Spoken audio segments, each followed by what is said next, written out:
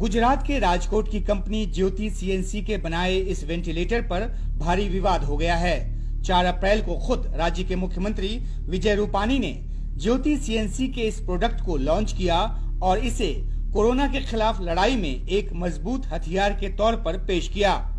मुझे खुशी है कि वेंटिलेटर बनाने में भी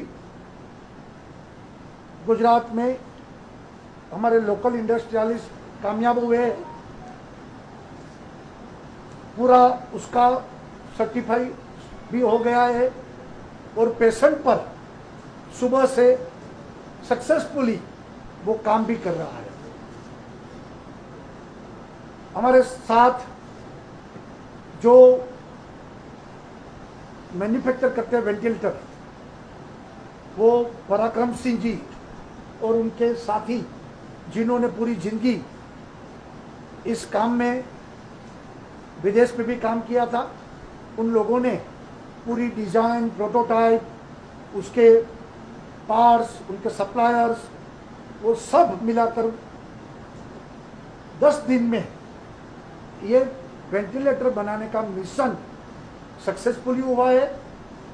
मुझे आशा है कि गुजरात को तो शॉर्टेज नहीं रहेगा, लेकिन भारत के अन्य राज्यों में भी प्रोडक्शन बढ़ेगा तो उसको भी यहाँ से वेंटिलेटर, कोरोना के मरीज पर जरूरी वेंटिलेटर यहाँ से वहाँ भी भेजे जाएंगे।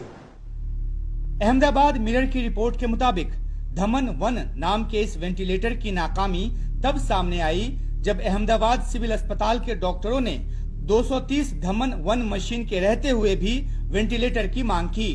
अहमदाबाद मिरर ने अस्पताल के सूत्रों के हवाले से लिखा है कि धमन-1 मशीन के इस्तेमाल में हमें बाकी वेंटिलेटर्स के मुकाबले ज्यादा ऑक्सीजन देनी पड़ रही है।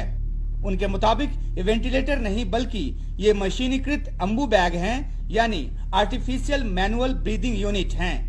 कांग्रेस ने इसे लेकर गंभीर सवाल उठा दिए।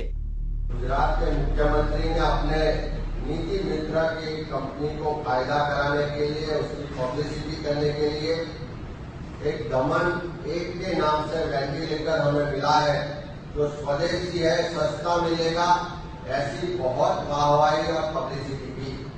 5 अप्रैल के दिन मुख्यमंत्री ने ये लॉन्च किया। उससे पहले ये बनाने के बाद कोई भी मेडिकल ट्रायल नहीं हुआ था। उसके बाद DGCL की मंजूरी भी नहीं थी। अहमदाबाद मिरर ने अपनी रिपोर्ट में ये भी लिखा है कि जब इस बाबत कंपनी के मालिक पराक्रम सिंह से बात की गई तो उन्होंने खुद कहा कि ये पूरी तरह वेंटिलेटर नहीं है और ये बात सरकार को पहले बता दी गई थी। वेंटिलेटर के कई मॉडल होते हैं और ये आपात स्थिति में इस्तेमाल होने के लिए है।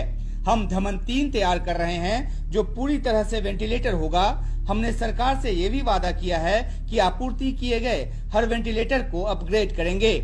लेकिन खुद ज्योति सीएनसी कंपनी और गुजरात सरकार की प्रेस रिलीज में धमन-1 को पूरी तरह वेंटिलेटर के तौर पर ही लिखा और बोला गया है। गुजरात के स्वास्थ्य सचिव ने इसे भारत सरकार की तरफ से गठित हाई पावर कमेटी के तय मानकों पर खड़ा बताया। भारत सरकार की एक हाई पावर प्रोक्योरमेंट की कमेटी है जिसने पूरे इंडिया के लिए, पूरे भारत के लिए इस तरह से वेंटिलेटर और अनेक इक्विपमेंट का खरीदी करने का जिम्मेवारी इस कमेटी को दी गई है। तो इस कमेटी ने जब वेंटिलेटर्स के टेंडर्स बाहर निकाले, उसके अंदर जो टेस्ट उन्होंने जिसका मापदंड रखा था कि ये एलिजिबल, यानी कि ये मापदंड परिपूर्ण होगा तभी ये इसके लायक होंगे, उसके अंदर IEC 60601 सर्टिफिकेशन का उल्लेख था और ये धमन-1 ने इसको बिल्कुल उत्तीर्ण किया है, इसको परिपूर्ण भी किया है। दूसरी बात कि भारत सरकार के ही हाई पावर कमेटी ने ये पूरी टेंडर की प्रक्रिया करके जितने कंपनीज उत्पादकों को रजिस्टर किया है परचेस के लिए, उसमें भी धमन-1 के जो मैन्युफैक्चरर हैं और ये इक्विपमेंट, उसके अंदर भी उसका समावेश, ज्योति सीएनसी का समावेश होता है। इससे भी एक बात स्पष्ट है कि भारत सरकार के भी जो नीति है, नियम है और जो लायक गिनने के जो अंक है, मापदंड है, उसमें भी दमन 1 परिपूर्ण तौर से पसार होते हैं और उत्तीर्ण होते हैं। स्वास्थ्य एवं परिवार कल्याण के प्रमुख सचिव का ये भी कहना है कि गुजरात सरकार को वेंटिलेटर डोनेशन के तौर पर दिया गया है, लेकिन अहमदाबाद में कोविड-19 से हो रही बड़े पैमाने पर मौत को कांग्रेस ने इस वेंटिलेटर की नाकामी से जोड़ दिया है।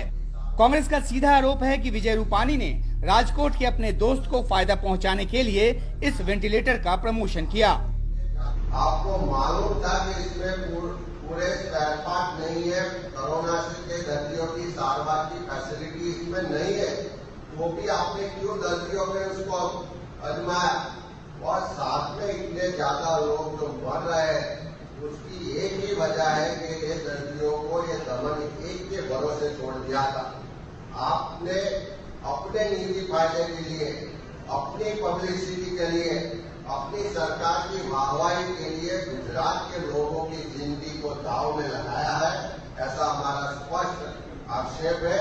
और ये क्रिमिनल नेग्लिजेंसी की वजह से ये उसकी न्यायिक तपास होनी चाहिए और जो भी जिम्मेदार है सरकार उस पर क्रिमिनल कार्यवाही होनी चाहिए।